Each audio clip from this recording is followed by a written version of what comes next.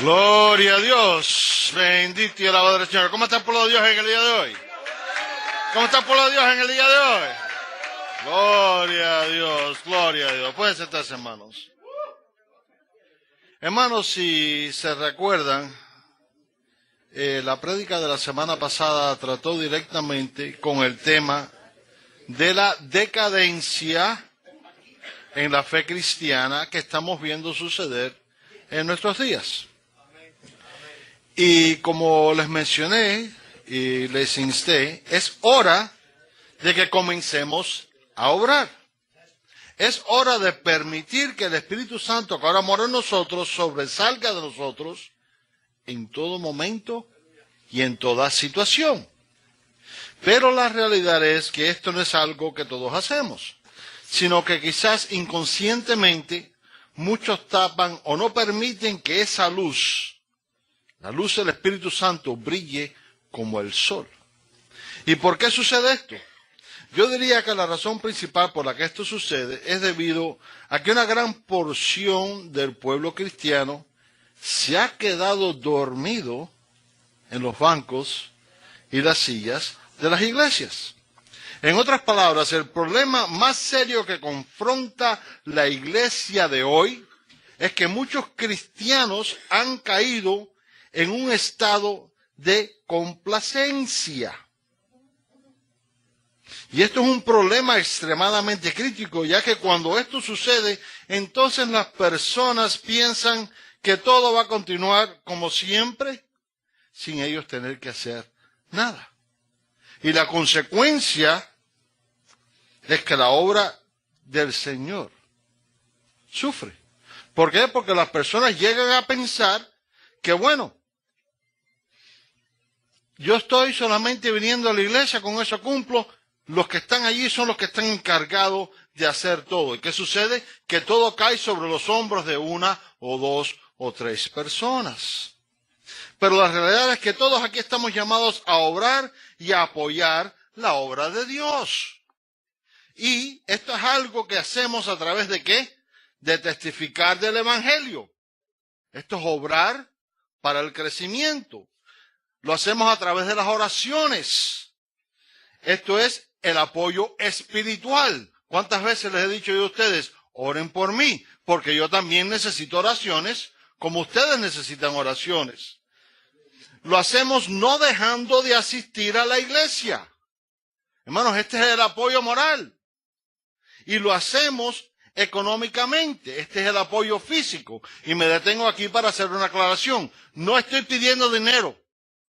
Yo no pido dinero. Y es más, aquí ninguno de nosotros que obramos en este ministerio somos asalariados o cobramos nada por hacer lo que hacemos. Nosotros lo hacemos ¿por qué? Por el amor a la obra de Dios. Así que no me quiero que me confundan con todos esos demás que se pasan la vida pidiendo dinero. Pero, hermanos, la realidad es que sin el apoyo económico de una congregación, las puertas de la iglesia no se pueden mantener abiertas. Pues, porque aquí hay muchos gastos y hay muchas cosas que hacemos. Así que no estoy pidiendo dinero, pero nuevamente el apoyo económico es esencial para una obra. Pero debemos preguntarnos, ¿por qué existen tantas personas que no apoyan o que solamente apoyan la obra de Dios parcialmente? La razón principal es porque muchos no toman el tiempo de examinar su relación con Dios. Y esto es un grave problema. Un grave problema. Ya que como todos aquí sabemos, tarde o temprano, y esto es algo que yo he predicado en una ocasión y en dos ocasiones, bueno, lo he predicado tanto que estoy seguro que ustedes lo saben muy bien. Tarde o temprano, todos aquí vamos a tener que darle cuenta a nuestro Dios. Toda persona en este mundo, sea cristiano, sea no cristiano, sea lo que sea, tarde o temprano llegará y será juzgado por nuestro Dios. Y les voy a decir algo, hermanos. Algunos de aquellos que se llaman cristianos hoy en día No les va a gustar mucho lo que van a escuchar de la palabra de Dios. No les va a escuchar mucho, o no les va a gustar mucho escuchar lo que oyen. Porque el Señor les dirá, ¿tú qué? Nunca os conocí. Apartaos de mí, hacedores de maldad.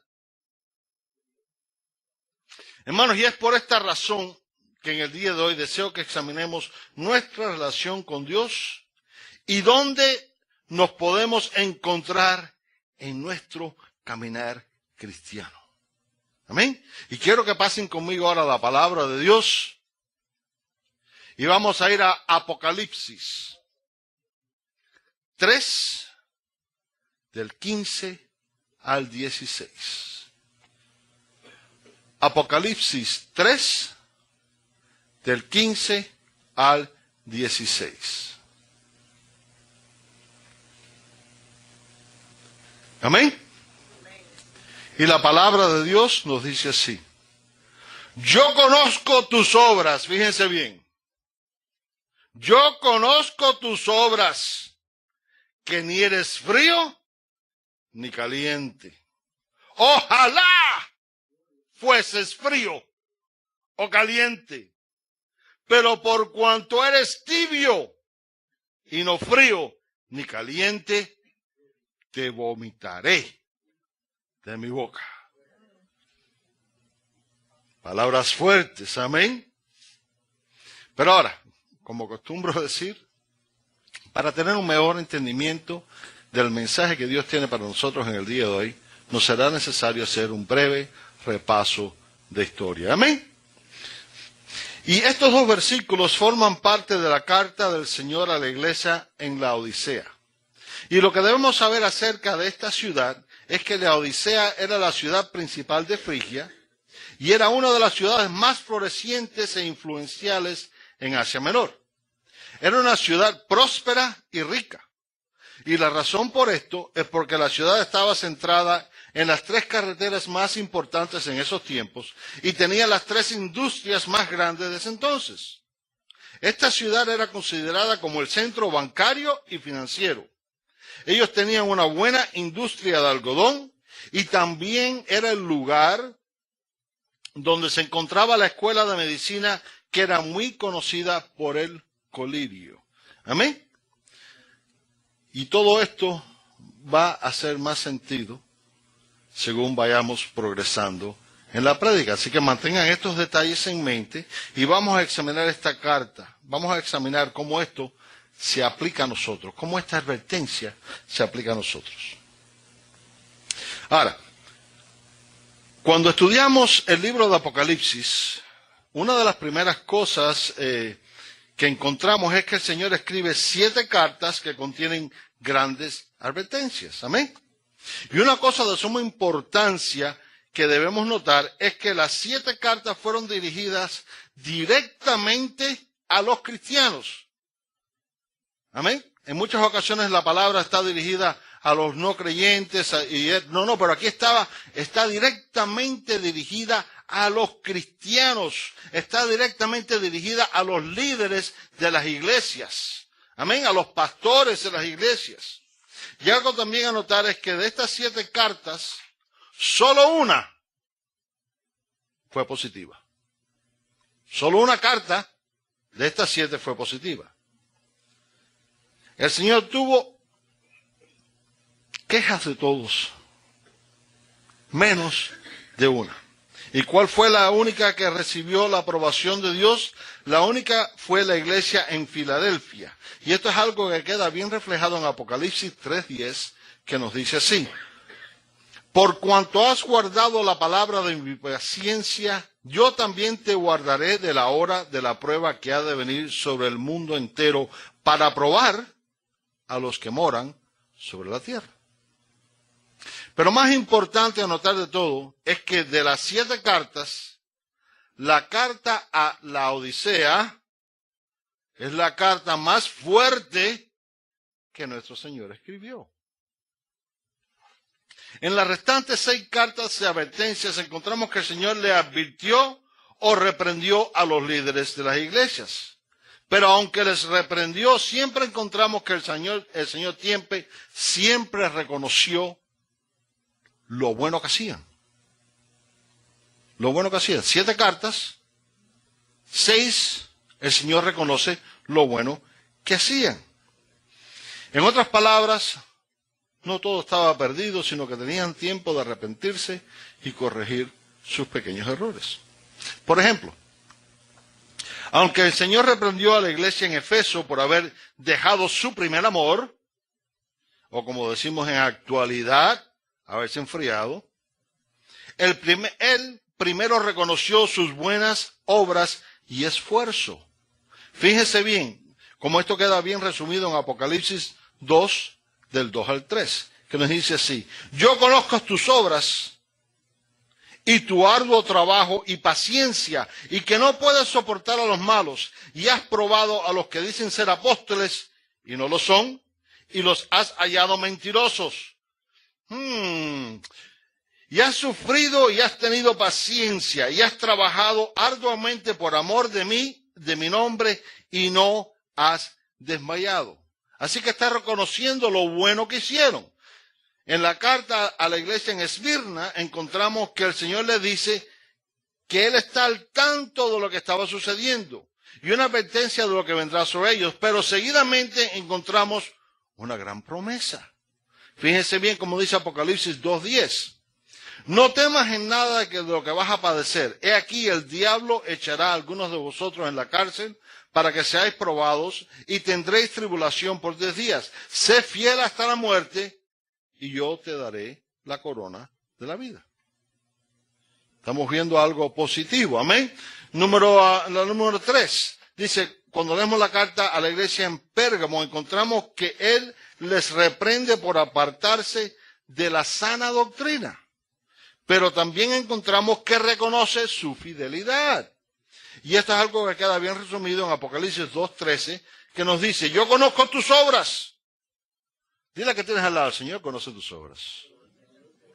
Dice, yo conozco tus obras y donde moras, donde está el trono de Satanás, pero retienes mi nombre y no has negado mi fe. Ni aun en los días que Antipas, mi testigo fiel, fue muerto entre vosotros, donde mora Satanás. Así que el Señor está reconociendo nuevamente. En la próxima carta a la iglesia en Tiatira, encontramos que Él reprende por dejarse de influenciar por una falsa profeta. Pero Él reconoce el amor que ellos demostraban y la fortaleza de su fe. Esto es algo que queda bien resumido en Apocalipsis 2:19. Cuando leemos, yo conozco tus obras, dile al que tienes al lado, el Señor conoce tus obras. Fíjense, están viendo algo en común aquí. Yo conozco tus obras. Yo conozco tus obras. Y amor y fe y servicio y tu paciencia, y que tus obras postreras son más que las primeras. En la próxima carta a la iglesia en Sardis encontramos que Él les reprende por estar muertos en el espíritu. Pero vemos que Él reconoce a aquellos que se habían mantenido firmes en la fe. Y esto es algo que queda bien resumido en Apocalipsis 3:4, que nos dice así. Pero tienes unas pocas personas en Sardis que no han manchado sus vestiduras y andarán conmigo en vestiduras blancas porque son dignas. Pero hermanos, en la carta a la iglesia en la Odisea, el Señor no tuvo nada bueno que decir de ellos. Nada bueno que decir de ellos. Y yo diría que la razón principal por esto fue porque, como podemos interpretar en el versículo 16, ellos en vez de acercarse más a Dios, se alejaban de Dios. No buscaban de Dios. Ellos estaban en un camino que no agradaba a Dios y por lo tanto vemos que Él les dice, te vomitaré de mi boca.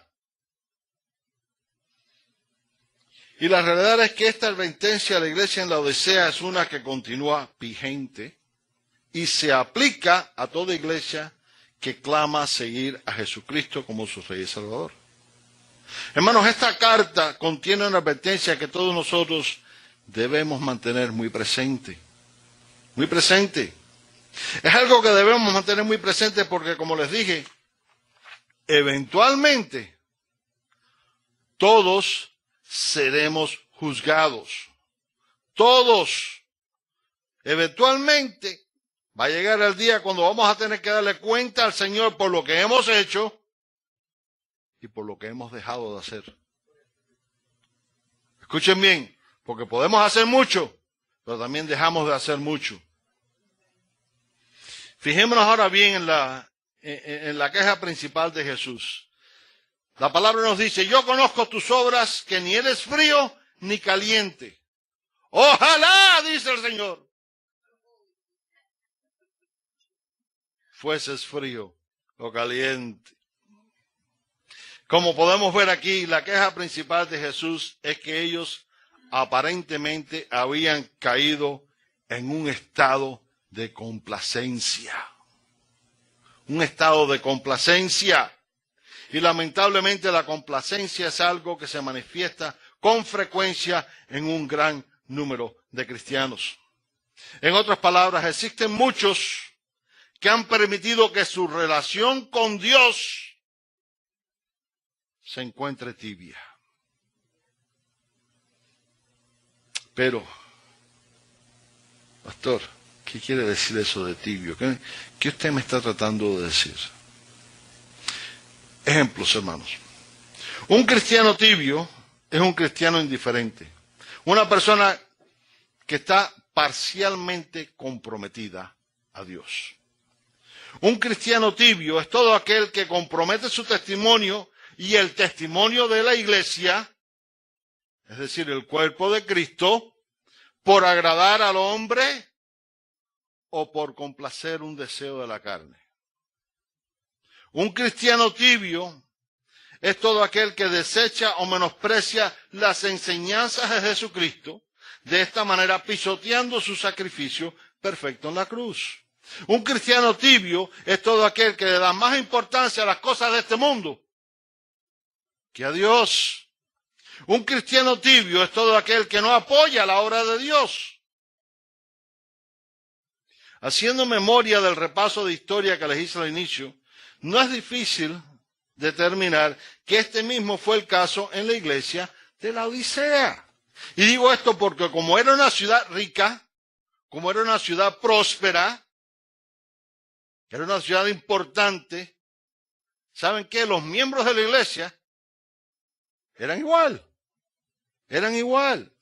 Y puedo decir esto con tanta certeza porque los miembros de una iglesia normalmente son del área de la iglesia, de la región de la iglesia, de la comunidad que está cerca de la iglesia, y especialmente en esos tiempos, porque en esos tiempos no existían los medios de transporte que tenemos hoy. Hoy tenemos autos, tenemos buses, tenemos Uber. ¡Yay, Uber! Pero ¿saben qué? En esos tiempos no existía nada de eso. Así que las personas en una iglesia eran, ¿qué? Del área de la ciudad, personas de locales. Así que podemos correctamente asumir que los miembros de la iglesia en la Odisea eran personas que vivían en esa ciudad. Así que eran personas que estaban bastante bien económicamente, personas prósperas, amén. Y ahora bien, yo sé que algunos dicen, bueno, pastor, pero usted no debe asumir esas cosas porque cuando se asume siempre hay un gran nivel de cometer un error, no se debe asumir. Hermanos, pero quiero que quede bien claro que yo no estoy asumiendo nada. Yo les digo que las personas de esa iglesia eran personas prósperas económicamente y ricas y quizás más, pero es porque el Señor mismo lo dice. El Señor en Apocalipsis 3:17 nos dice así, porque tú dices, yo soy rico y me he enriquecido y de ninguna cosa tengo necesidad. Así que el Señor mismo está diciendo, no, a todos ustedes que están tan bien, es a quienes estoy hablando. Pero ahora debemos examinarnos y preguntarnos, ¿decimos nosotros igual? ¿Decimos nosotros cosas similares? Decimos, no, hoy yo no voy a la iglesia porque tengo un almuerzo y tengo que prepararme. No. Hoy me voy a reunir con mis amigos y mis amigas después del trabajo y damos unos traguitos. Decimos, el pastor está a cargo de la iglesia, así que se encargue él.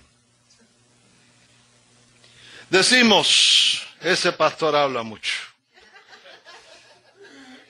Y la realidad es que nada de lo que dice se aplica a mí. Decimos, esa responsabilidad es de fulano, o de mengano, o de ciclano. ¿Qué decimos? ¿Qué pensamos? ¿Qué no hacemos?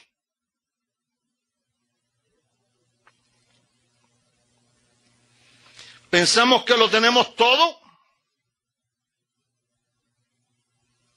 Hermanos, porque esta misma era la actitud que ellos tenían.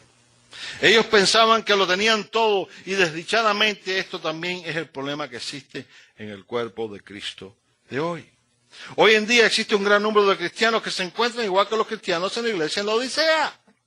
Existe un gran grupo de personas en el cuerpo de Cristo que piensan que porque tienen posesiones materiales, de que piensan que porque están bien económicamente, piensan de que están prósperos y que no tienen necesidades, pues bueno, todo esto es una bendición de Dios y a mí no me toca hacer más nada. Pero si piensas así te equivocas. Te equivocas. Debes examinar más de cerca tu vida, porque la abundancia de todo es muy bueno. Dile a que tienes al lado, la abundancia es buena. Pero toda esa abundancia que tú tienes, si no tienes a Dios en tu corazón, no tienes nada.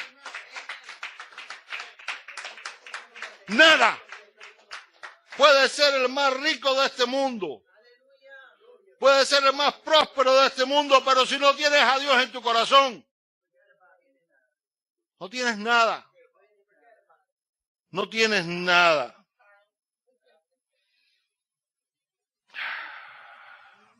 Les digo en el día de hoy que toda persona que no le da importancia a su relación con Dios, que no se mantiene siempre buscando más de Dios, es un cristiano tibio. ¿De qué tipo de personas les estoy hablando? Estoy hablando de todos aquellos que pudiendo hacer más por la obra, no lo hacen. Estoy hablando de todos aquellos que pudiendo ayudar en el crecimiento de una iglesia, no lo hacen. Estoy hablando de todos aquellos que se encuentran contentos y felices con su relación a medias con Cristo. Y me escucharon bien, relación a medias.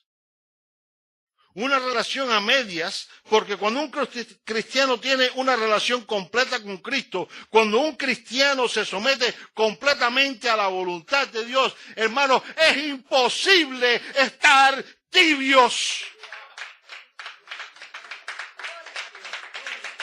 Cuando una persona se compromete a Dios y queda dentro de la voluntad, es imposible mantenerse tibio. Y definitivamente no frío. No frío. Es imposible, hermanos, porque cuando nos encargamos de nuestra relación con Dios, el fuego del Espíritu Santo desciende sobre nosotros, arrasando y consumiendo todo desánimo, toda duda y todo lo que desagrada a Dios. Fíjense bien, como nos dice la palabra en Hebreos 12, del 28 al 29, que nos dice así. Así que, recibiendo nosotros un reino inconmovible, tengamos gratitud y mediante ella sirvamos a Dios agradándole con temor y reverencia, porque nuestro Dios es fuego consumidor. Así que despierta que tienes atrás de hoy, busca de Dios. Hermano, una persona que no busca de Dios es una persona que se encuentra tal como la iglesia en la Odisea. ¿Cómo se encontraban ellos? Ellos estaban cómodos. ¿Cuántos están comoditos aquí? Qué bien, ¿verdad? Estar aquí en este lugar. Tenemos electricidad, tenemos unas sillas cómodas, tenemos instrumentos, tocamos alabanza, ¿verdad? La temperatura está súper buena. Ustedes saben qué gran bendición es esto para nosotros. Ustedes saben cuántos cristianos alrededor del mundo no tienen ni aunque sea un banquito para sentarse, se sientan en el piso, en la tierra, para escuchar la palabra de Dios. Que alaban con una latica quizás. Ustedes saben qué bendición más grande tenemos nosotros de estar aquí, de poder estar aquí reunidos. Hermano, yo creo que debemos darle gracias a Dios por esta bendición. Gracias a ti, Señor.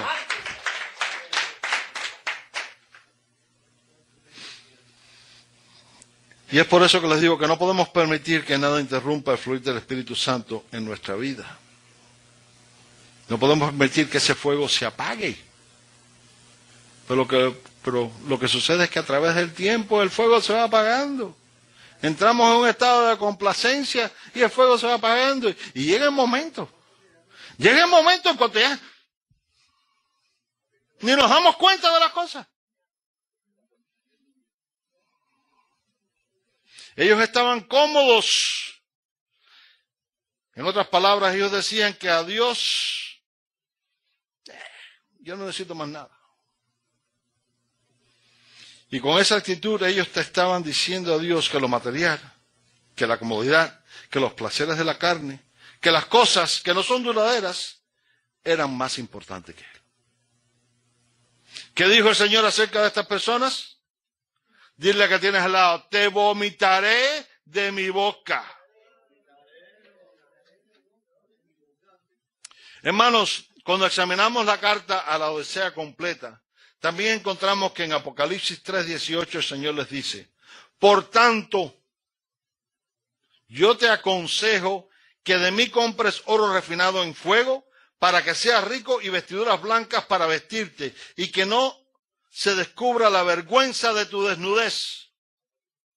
Y dice, y unge tus ojos con colirio para que veas. Y este pequeño versículo, porción, tiene gran significado, porque él dice, unge tus ojos con colirios para que veas. ¿Qué quiere decir esto?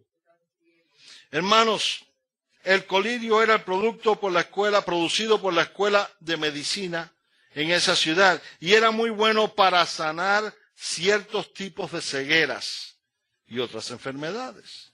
Entonces, lo que esto significa es que ellos, al igual que muchos hoy en día, se encontraban ciegos a la realidad. Se encontraban ciegos de que por mucho que tuvieran, si no tenían a Dios, no tenían nada. Y el Señor dice, compra colirio. ¿Para qué? Para que se le quitara esa ceguera.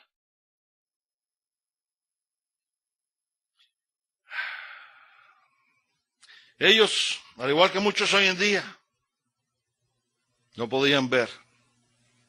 No podían ver. Soy próspero, estoy bien. No me hace falta.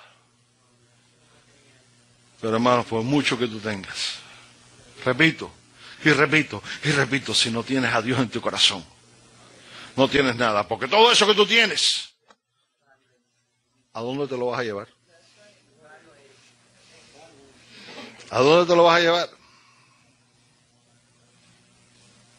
Con esto voy a concluir. Cuando estudiamos las 7 cartas a las 7 iglesias, encontramos que todas tienen algo en común.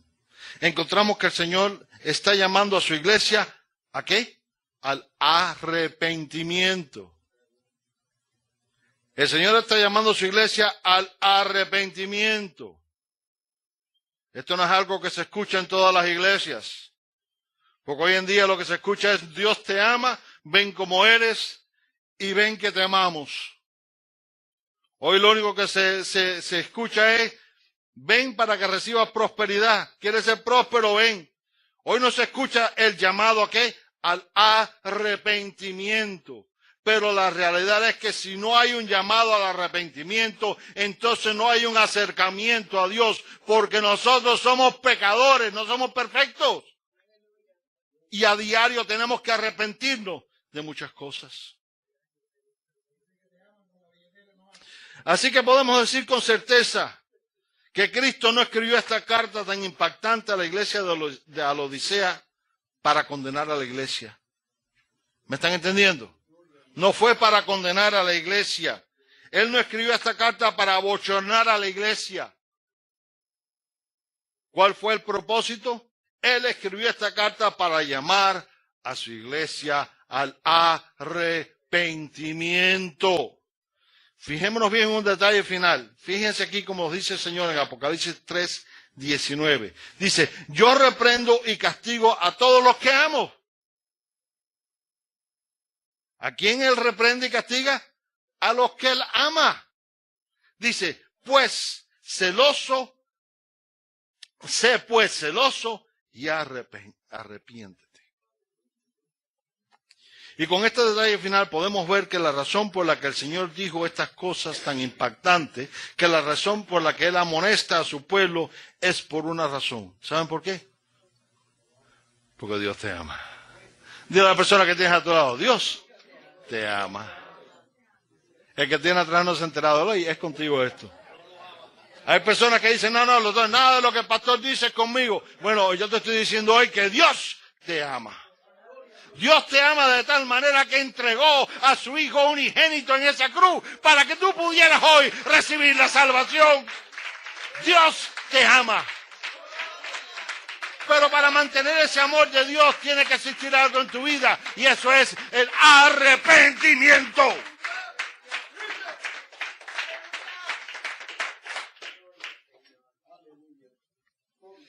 Por último, en Apocalipsis 3, del 20 al 21, encontramos que el Señor nos dice, he aquí, yo estoy a la puerta y llamo.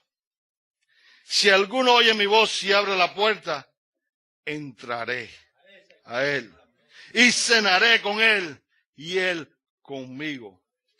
Al que venciere le daré que se siente conmigo en mi trono, así como yo he vencido y me he sentado con mi Padre en su trono.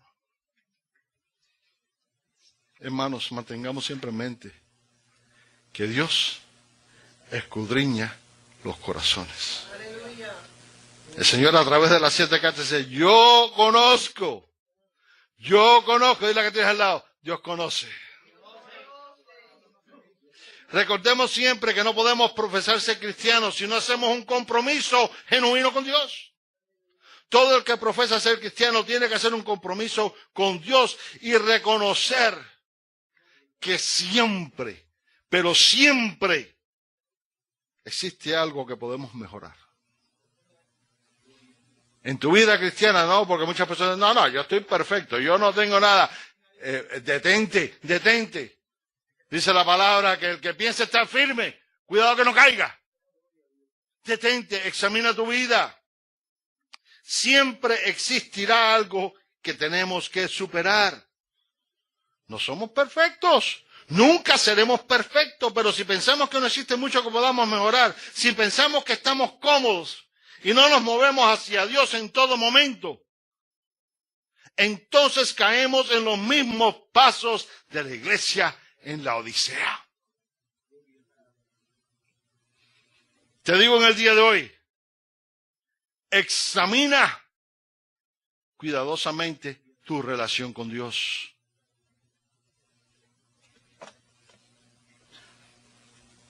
El que tenga oído, oiga lo que el Señor le dice a la iglesia. Amén. Pongámonos de pie.